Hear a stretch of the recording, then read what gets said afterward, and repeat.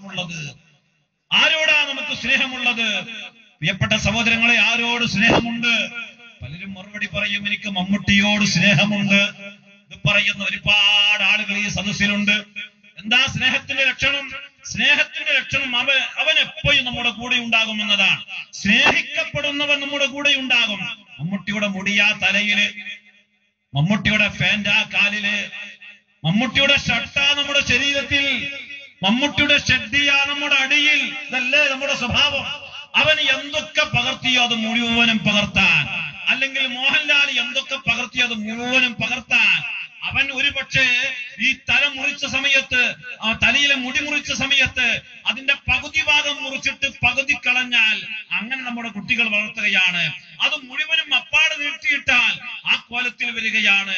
പ്രിയപ്പെട്ട സഹോദരങ്ങളെ, ഇങ്ങനെയുള്ള ബൗദ്ധികന്മാരെ സ്നേഹിക്കുന്ന കാലമല്ല എന്ന് കുറച്ചു മുമ്പ് ലോക ഫുട്ബോൾ മത്സരം കഴിഞ്ഞപ്പോൾ പ്രിയപ്പെട്ട സഹോദരങ്ങളെ, ഫ്രാൻസ് വിജയിക്കുകയും നമ്മുടെ റൊണാൾഡോയുടെ ടീം പരാജയപ്പെടുകയും ചെയ്തു. ഇങ്ങനെ പരാജയപ്പെട്ട ആ വിവരം പുറത്തിറങ്ങിയ ദിവസം ഒരിക്കൽ ബസ്സിൽ യാത്ര ചെയ്യുന്ന സമയത്ത് ഒരു 7 ചെറുപ്പക്കാരെ കാണുകയാണ്. നേരത്തെ പരിചയമുള്ളവരാണ്, മുസ്ലിം സുഹൃത്തുക്കളാണ്. 7 പേരെയും കണ്ടപ്പോൾ ആ 7 പേരും തല മൊട്ടടിച്ചിരിക്കുക. സാധാരണ 7 ആൾ ഒന്നിച്ച് മൊട്ടടിക്കണമെങ്കിൽ ഉംറക്കോ ഹജ്ജിനോ പോകണം. പക്ഷേ ഇത് നമ്മുടെ മലപ്പുറം ജില്ലയിലാണ് ഈ സംഭവം നടക്കുന്നത്. ചോദിച്ചു, എന്താ സുഹൃത്തുക്കളെ നിങ്ങൾ ഇങ്ങനെ തലമൊട്ടടിക്കാനുള്ള കാരണം?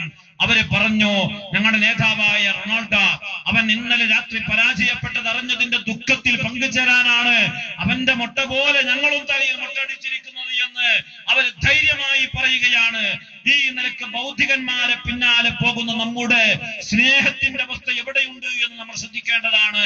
നല്ലവരെ സ്നേഹിക്കാനും നല്ലതിനെ സ്നേഹിക്കാനും നമ്മോട് കഴിയാതെ പോകുകയാണ്. നല്ലതിനെ സ്നേഹിക്കണം, നല്ലവരെ സ്നേഹിക്കണം. അല്ലാഹു തആല നമുക്കതിന് തൗഫീഖ് പ്രദാനം ചെയ്യുമാറാവട്ടെ.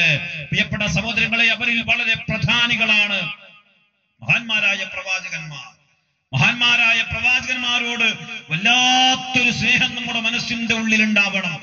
ഹബീബിന്റെ പേരിൽ സ്വലാത്ത് ധാരാളമായി പതിവാക്കുന്ന സുഹൃത്തുക്കൾ നമ്മുടെ സദസ്സിലുണ്ട്. അൽഹംദുലില്ലാഹ് 80 സ്വലാത്ത് പതിവാക്കിയിട്ട് അസറിന്റെ സംസ്കാരത്തിന്റെ ശേഷം മഗ്രിബിന്റെ ഇടക്കായി 80 സ്വലാത്ത് ഒരു മനുഷ്യൻ പതിവാക്കിയാൽ മരിക്കും മുമ്പ് ഒരിക്കലെങ്കിലും അല്ലാഹുവിന്റെ ഹബീബിന്റെ റൗദയിൽ പോവാൻ എനിക്ക് ഭാഗ്യമുണ്ടാകുമെന്ന് സൂഫിയാക്കളായ പണ്ഡിതന്മാര് പറയുകയാണ്. 80 പ്രാവശ്യവും സ്വലാത്ത് ചൊല്ലുന്നു. അസ്ർ നിസ്കാരം കഴിഞ്ഞ് എല്ലാവരും കളിയിലും തമാശയിലും ഇടപെടുന്ന സമയമാണ്. മഗ്രിബിന്റെ ഇടയ്ക്കുള്ള സമയത്താണ് 80 പ്രാവശ്യം സ്വലാത്ത് ചൊല്ലുന്നത്. അത് ഒരു ദിവസമല്ല, എല്ലാ ദിവസവും ചൊല്ലുകയാണ്. സല്ലല്ലാഹു അലാ മുഹമ്മദ് സല്ലല്ലാഹു അലൈഹി വസല്ലം. ഹബീബിന്റെ പരിശുദ്ധമായ മദീന നമ്മുടെ മനസ്സിൽ ഇങ്ങനെ ഓർമ്മ വരികയാണ്. ആ ഹബീബിനോടുള്ള സ്നേഹം നമ്മുടെ മനസ്സിൽ ഇങ്ങനെ കടന്നു വരികയാണ്.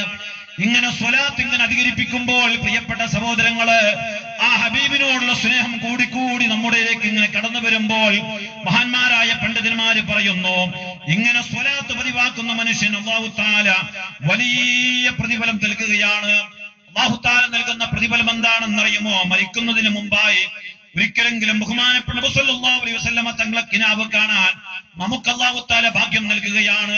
അല്ലാഹുവിന്റെ ഹബീബിന്റെ പരിശുദ്ധമായ റൗളയിലെത്താൻ നമുക്ക് ഭാഗ്യമുണ്ടാകുകയാണ്. അല്ലാഹു തആല നമുക്ക് അതിന് തൗഫീഖ് നൽകുമാറാവട്ടെ. പ്രിയപ്പെട്ട സഹോദരങ്ങളെ, ആ സ്നേഹം നമ്മുടെ മനസ്സിൽ ഇല്ലാതെയായി പോയിട്ടുണ്ട്. റസൂലുള്ളാഹിനെ സ്നേഹിച്ച് എപ്പോഴും സ്വലാത്തിൽ മാത്രം ജീവിച്ചിരുന്ന മഹാന്മാരുണ്ടായിരുന്നു. സഹോദരങ്ങളെ, സ്വലാത്തിന്റെയും റസൂലുള്ളാഹിന്റെയും സ്നേഹത്തെ കുറിച്ച് പറയുമ്പോൾ നമ്മുടെ മനസ്സിന് ഒരു പ്രത്യേകമായ ഈമാനികാവേശം ഉണ്ടാവേണ്ടതുണ്ട്. ഒറ്റ സംഭവം മാത്രമാണ് സമ്മതമായി ഞാൻ നിങ്ങളോട് ഓർമ്മപ്പെടുത്തുന്നത്. ബഹുമാനപ്പെട്ട അബൂബക്കർ റഷീദുൽ ബഗ്ദാദി റളിയല്ലാഹു അൻഹു പ്രഗൽഭനായ മുഹിബ്ബായിരുന്നു. അല്ലാഹുവിന്റെ റസൂലിനെ വല്ലാതെ സ്നേഹിച്ച മഹാനായിരുന്നു. ബഹുമാനപ്പെട്ട നബി സല്ലല്ലാഹു അലൈഹി വസല്ലമ തങ്ങൾ ഒരിക്കൽ മദീന ഭരിക്കുന്ന ഭരണാധികാരിയോട് കിനാവ് മുഖേന അറിയിക്കുകയാണ്, റഷീദുൽ ബഗ്ദാദി ഇങ്ങോട്ട് കടന്നു വരുമ്പോ അദ്ദേഹത്തിന് മദീനയുടെ ഗേറ്റിൽ വെച്ച് നിങ്ങൾ തിരിച്ചയക്കണം. ബഹുമാനപ്പെട്ട അബൂബക്കർ റഷീദുൽ ബഗ്ദാദി റളിയല്ലാഹു അൻഹുവിനെ മദീനയിലേക്ക് കടത്താൻ പാടില്ല. പാറാവുകാരെവിടെ നിർത്തി, നോട്ടക്കാരെവിടെ നിർത്തി അവരോട് അന്വേഷിച്ചുകൊണ്ട് അബൂബക്കർ റഷീദുൽ ബഗ്ദാദിയാണെന്നറിഞ്ഞാൽ നിങ്ങൾ തിരിച്ചയക്കണം. അദ്ദേഹത്തെ ഇങ്ങോട്ട് പറഞ്ഞയച്ചാൽ ഒരുപക്ഷെ റൗളയിൽ വന്നിട്ട് അദ്ദേഹം സലാം പറഞ്ഞാൽ ഖബറിൽ നിന്ന് എണീറ്റ് അദ്ദേഹത്തിന് എനിക്ക് സലാം മടക്കേണ്ടി വന്നേക്കാം. ആ അത്രയും വലിയ മുഹിബ്ബായി മാറിയിട്ടുണ്ട് ബഹുമാനപ്പെട്ട അബൂബക്കർ റഷീദുൽ ബഗ്ദാദി. അതുകൊണ്ട് മഹാനവറുകളെ തിരിച്ചയക്കാൻ തയ്യാറാവണമെന്ന് മദീന ഭരിക്കുന്ന ഭരണാധികാരിയോട് വിവരമറിയിച്ചപ്പോൾ പ്രത്യേകക്കാരായ കാവൽക്കാരെ വെക്കുകയാണ്. മദീനയിലേക്ക് പ്രവേശിക്കുന്ന എല്ലാ ഭാഗത്തും കാവൽക്കാരുണ്ട്. ഓരോ ആളുകളും മദീനയിലേക്ക് കടന്നു വരികയാണ്. അബൂബക്കർ റഷീദും ആ കൂട്ടത്തിലുണ്ട്. റഷീദുൽ ബഗ്ദാദിനോട് ചോദിക്കുന്നു, നിങ്ങൾ എവിടെ നിന്നാണ് വരുന്നത്? ഞാൻ ബഗ്ദാദ് നിന്ന് വരികയാണ്. എന്താ നിങ്ങളെ പേര്? അബൂബക്കർ റഷീദാണ്. എന്താ നിങ്ങളെ ഉദ്ദേശം? അല്ലാഹുവിന്റെ ഹബീബിന്റെ റൗദയിലൊന്ന് പോകണം, അതാണ് ഉദ്ദേശം. ആ ഹബീബിന്റെ റൗദയിൽ പോയിട്ട് സലാം എന്ന് പറയണം. അള്ളാഹു നമുക്ക് തൗഫീഖ് നൽകുമാറാവട്ടെ. ബഹുമാനപ്പെട്ട അബൂബക്കർ റഷീദുൽ ബഗ്ദാദി റളിയല്ലാഹു അൻഹു ആ മനുഷ്യന്റെ ചോദ്യത്തിനൊക്കെയും മറുപടി പറഞ്ഞപ്പോൾ സങ്കടത്തോടുകൂടെ അദ്ദേഹത്തോട് പറഞ്ഞു, ബഹുമാനപ്പെട്ടവരെ, രാജാവിന്റെ കൽപ്പനയാണ്, നിങ്ങൾ തിരിഞ്ഞു പോകണം. ഇപ്പോൾ നിങ്ങൾക്ക് മദീനയിലേക്ക് പോവാൻ സമയമായിട്ടില്ല. ആ മനുഷ്യൻ അവിടുന്ന് സങ്കടത്തോടുകൂടെ തിരിഞ്ഞു പോകുകയാണ്. പലപ്പോഴും വന്നപ്പോഴും ഇതേ അനുഭവം തന്നെയാണ് സംഭവിക്കുന്നത്. ബഹുമാനപ്പെട്ട അബൂബക്കർ റഷീദുൽ ബഗ്ദാദി റളിയല്ലാഹു അൻഹുവിനിക്ക് മദീനയിൽ കടക്കാൻ കഴിയുന്നില്ല. അവസാനം മഹാനവറുകൾ ചിന്തിച്ചു, ഇനി ഞാൻ എങ്ങനെ മദീനയിലേക്ക് പോകും? ഞാൻ എങ്ങനെ റൗദയിലേക്ക് പോകും? റസൂലുള്ളാഹിന്റെ അരികിലേക്ക് പോകും? അതിനുള്ള വഴി എനിക്ക് കാണണമല്ലോ. അങ്ങനെ ബഹുമാനപ്പെട്ടവരും മലയിൽ പോകുന്നു. വിറക് കെട്ടുന്ന വിറകടിച്ച് അത് അങ്ങാടിയിൽ കൊണ്ടുപോയി വിൽക്കുന്ന ആളുകളെ കാണുകയാണ്. വിറകിന്റെ കെട്ടുമായിട്ട് വരുന്ന ആളുകളെ കാണുമ്പോൾ അവരോട് ചോദിക്കുന്നു, നിങ്ങൾ എന്നെ മദീനയിൽ കൊണ്ടാക്കുമോ? എങ്ങനെയാണ് സുഹൃത്തെ നിങ്ങൾ ഞങ്ങൾ മദീനയിൽ കൊണ്ടാക്കുക? നിങ്ങൾ കൊണ്ടുപോകുന്ന വിറകില്ലേ, ആ വിറകിന്റെ നടുഭാഗത്ത് വെച്ചിരിക്കുന്ന വിറകുകളെല്ലാം പുറത്തിറക്കുക. എന്നിട്ട് ആ ഭാഗത്ത് എന്നെ നിങ്ങൾ വെക്കുക. എന്റെ ചുറ്റുഭാഗത്തും വിറക് വെച്ചിട്ട് നിങ്ങൾ കെട്ടുക. നിങ്ങൾ ആ വിറകിന്റെ കെട്ടുമായിട്ടങ്ങ് പോകുമ്പോൾ ആ കെട്ടിന്റെ സമയം, ആ മദീനയുടെ അതിർത്തി സമയത്ത് നിങ്ങളോട് വല്ലതും ചോദിച്ചാൽ ഒരു പക്ഷേ നിങ്ങളെ പരിചയമുള്ളത് കൊണ്ട് ഒന്നും പറയാതെ വിട്ടേക്കാം. അതുകൊണ്ട് എനിക്ക് മദീനയിൽ എത്താൻ കഴിയുമെന്ന് പറഞ്ഞ് വിറകൊടിച്ചു കൊണ്ടുവരുന്ന ആളുകളോട് വിവരം പറഞ്ഞപ്പോൾ ഒരു സഹോദരൻ പറഞ്ഞു, ഞാനത് ചെയ്യാം, പക്ഷേ നിങ്ങൾ എനിക്ക് എന്താണ് നൽകുക?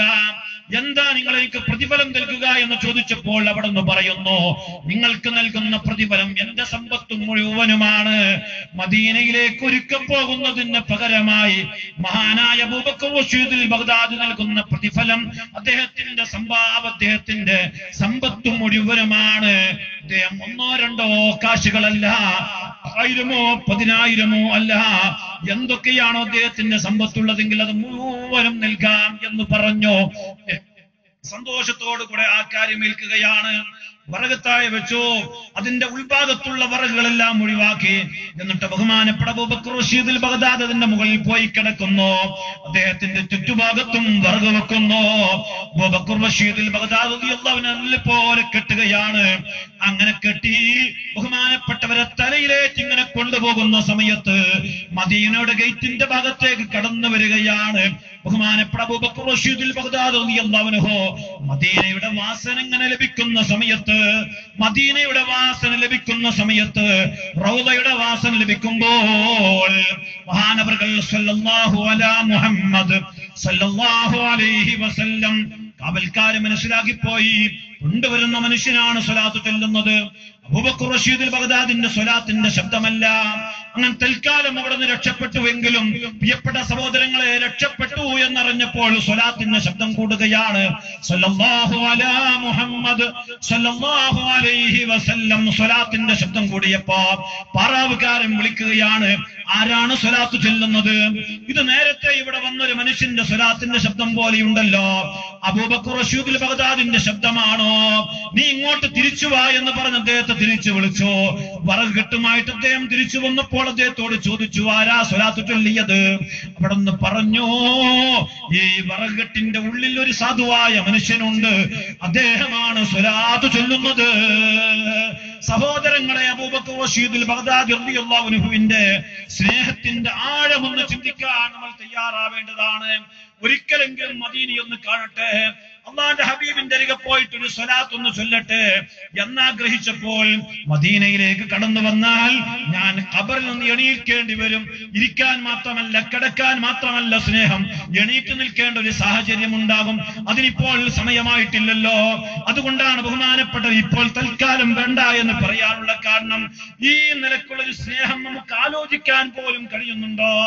അള്ളാന്റെ ഹബീബിനോടുള്ള സ്നേഹം ആലോചിക്കാൻ കഴിയുന്നുണ്ടോ സഹോദരങ്ങളെ?